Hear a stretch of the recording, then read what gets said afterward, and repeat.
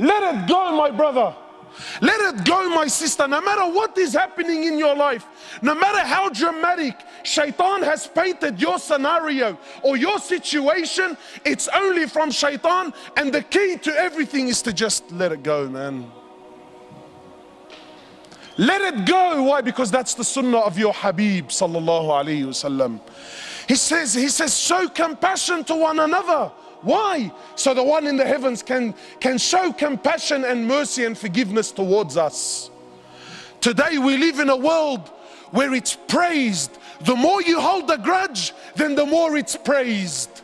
And common terms, forgive me, I know some people tell me, brother, it's Friday khutbah and it's inappropriate to use this sort of language. Brother, we're here to deliver a message. I'm not here to speak appropriately and no one walks out understanding what the hell I'm on about. No, we're here to speak a language so that we understand.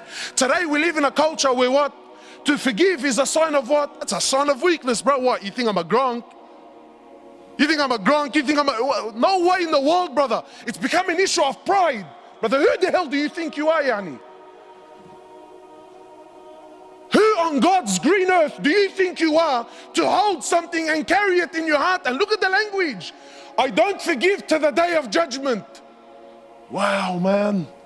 Really? Really? What sunnah is this? What deen is this? Because it's most definitely not from Islam, and it's most certainly not the sunnah of Muhammad sallallahu alayhi wasallam. To hold on to grudges. For what? For what? Wallahi, my brothers, examples, I don't have time, but examples, and I'm sure every one of you knows the scenario. Wallahi, blood brothers, they grew up, they came out of the same womb, out of the same mother, they suckled on the same breast, they lived and slept and grew up in the same bedroom, ate from the same plate and drank from the same cup.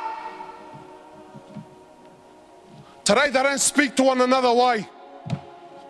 Because his wife said and my wife said. The hell with your wife.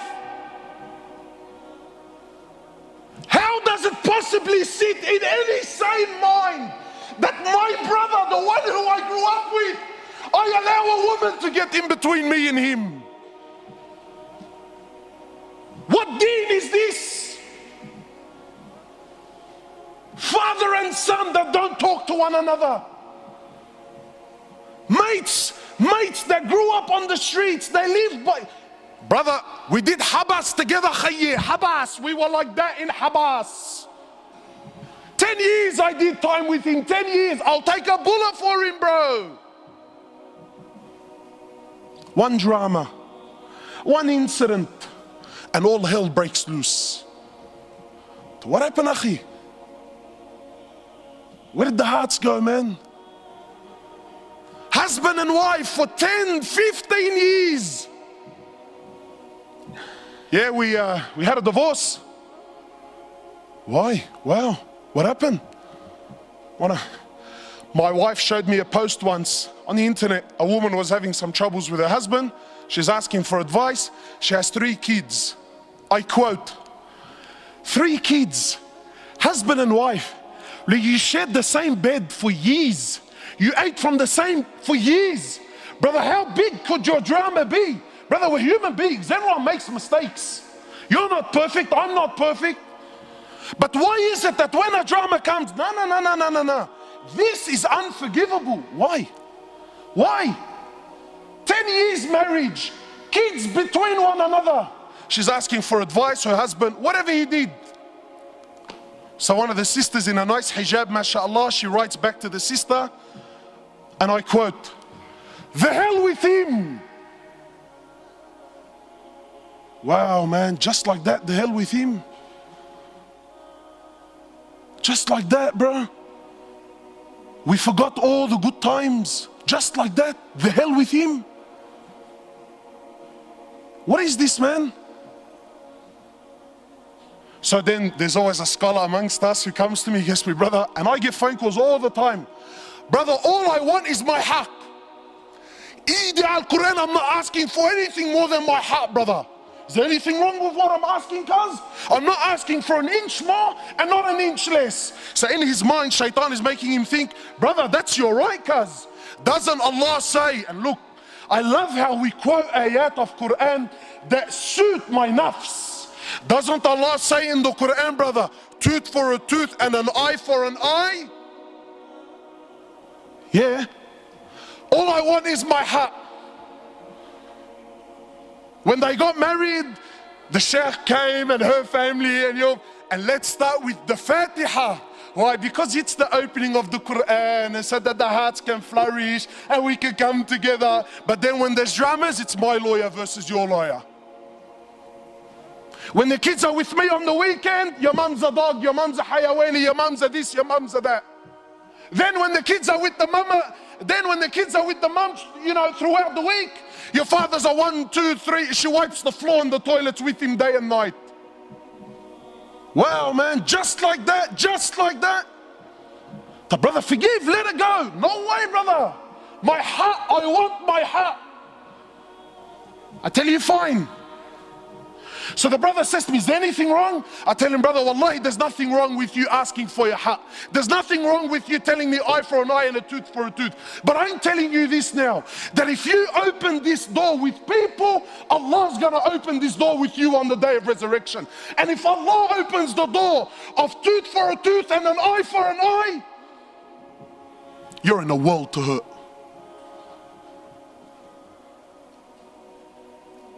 Every single one of us has troubles in his life. Every single one of us has made mistakes. Every single one of us is a sinner. And every single one of us is hopeful and wishful that when I stand before Allah on the day of resurrection, Allah's going to turn a blind eye and forgive all my sins. Yet you can't even forgive the person you grew up with for years of your life for one issue.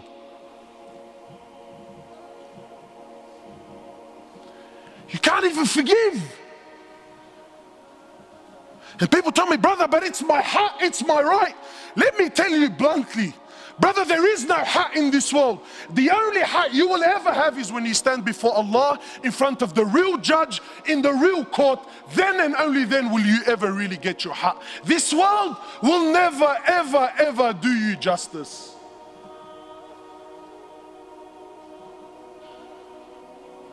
Where are we? Really, my brothers, wallahi, where are we, man? Forgive me, if I'm a bit too, but wallahi, my heart hurts me. When I see two people who before the drama, they're the most religious and God-fearing and Allahu Akbar and wallah, brother, we're like this and eat al-Quran and wallah, I forgive you and I love you for the sake of Allah. But as soon as you step on my toes, what was once a nice bead is a piece of Velcro, throws it right out the door. Come here, you little this and that, and let me, wow, man. What happened, cuz? What happened? Yeah, but he disrespected me. Let it go, man. Let it go. Not for Allah's sake. Let it go, cuz. Let it go. No, we want to Ali. Those that show mercy and compassion towards one another, the one in the heavens will show mercy and compassion towards them. You see, my brothers, you know what I love about the Sahaba? The Sahaba were real people. Many of us, we like to praise the Sahaba so much so, to the point where we start painting this picture like they never did anything wrong. Well, you're very wrong. Sahaba did a lot of things wrong, but that's what was beautiful about them, because they made mistakes. Then the way they dealt with their mistakes is what makes them so special and so unique. My time is short. One particular incident. After one of the battles, there was booty of war, gold, silver, swords, shields, stuff like this. So the Sahaba gathered, there's a lot of it, it's money. So they started sharing their opinions as to how they should distribute this wealth. And please don't listen to the story for the she entertainment of it. Live the story, brother. Try to imagine. I'm not sharing with you Walt Disney fairy tales. These are real stories of your fathers.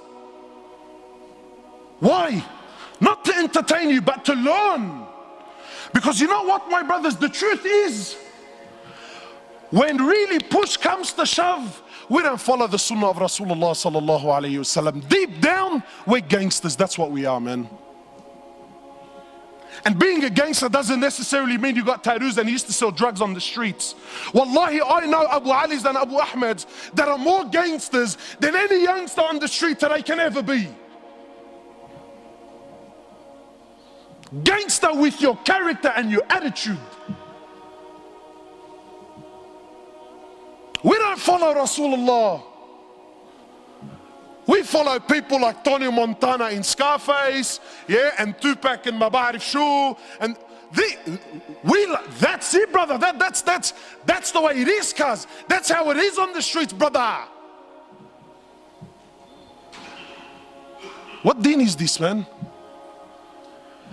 So the Sahaba, each man gave his opinion. Then Abu Dhar gave his opinion on the matter. For those of you who don't know Abu Dhar is Arab. Yani he makes an Arab feel like he's a non-Arab.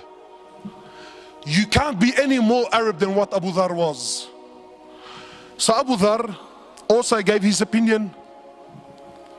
Today, mosques. I was in Canada, mosques are waiting in courts to deal with the issues. Why? Because, brother, I gave my opinion and this guy disrespected me when we were in the meeting, so now it's me versus him. And mosques are going to war with each other.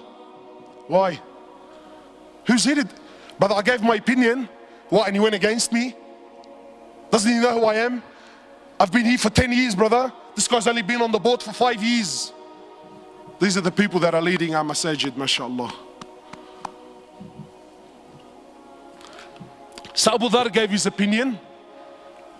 Then the next person was Bilal radiallahu ta'ala anhu. Bilal is the muaddin of Rasulullah sallallahu alayhi wasallam. Bilal not only used to be a slave, but an Abyssinian slave, meaning he was black. So as far as society is concerned, talk about being rock bottom. But you see, Islam came to break this. So when Bilal gave his opinion, he says, Abu Dhar, I disagree with you. Allahu A'lam, I think this is what we should do with the wealth. So Abu Dhar, imagine being put on the spot in front of everyone. He says, even you, ya Bilal, even you son of a black woman, even you're going to disagree with me today. These are big words. So Bilal, rightfully so, got very upset. He picked himself up and went to the Prophet of Allah. Now I want to pause here for a minute because I want to prove my point that we don't follow the sunnah of Rasulullah sallallahu alaihi wasallam. We follow the sunnah of who? Sheikh Tony Montana, mashallah, and Maulana Tupac. When we hear the story of the Sahaba, we exclude our life and our societies, well, because it's different times. My brothers, I want to ask you sincerely, and I want you to answer sincerely.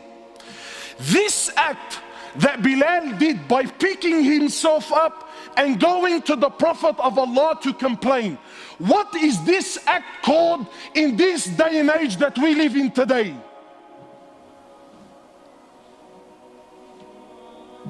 He's a snitch. True or not? Brother, we have a drama. You pick yourself up to go complain. What are you, a woman, bro? That's street language.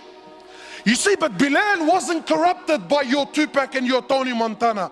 Bilal was affected by your Prophet, who you claim that you follow. You see, Bilal had something in his heart, so he went to someone that can help him with this situation. You and I, nah. That makes me less of a man. Nah, Habib. I'm gonna hold it in my heart. For the next 20 years, I'm gonna thrash him, backbite him, wipe the floor with him, slander him with any opportunity that I can get for the next 20 years. But I won't go to someone that just might be able to help my situation.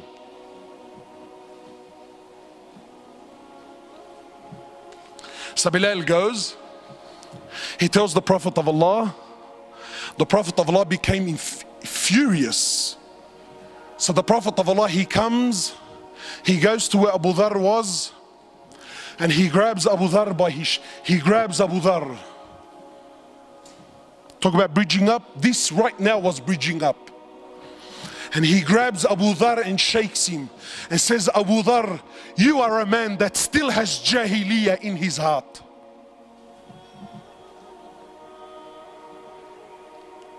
So what did Abu Dhar do?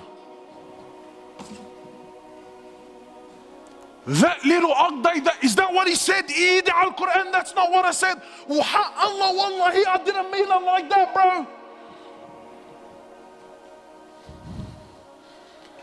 See, let me tell you the difference between a man and a so-called man. A real man is a man when he acknowledges that he really was in the wrong, he admits that he's in the wrong. So Abu Dhar lowers his head.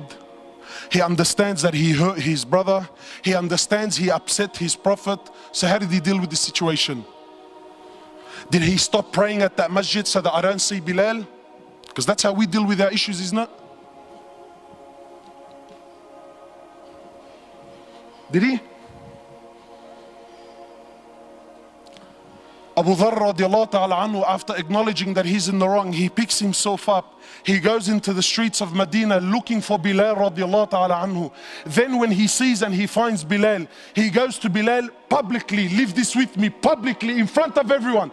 He goes to Bilal in front of everyone and gets down on the floor and says to Bilal, Ya Bilal, by Allah, I will not lift my head off the floor until you step on it with your foot.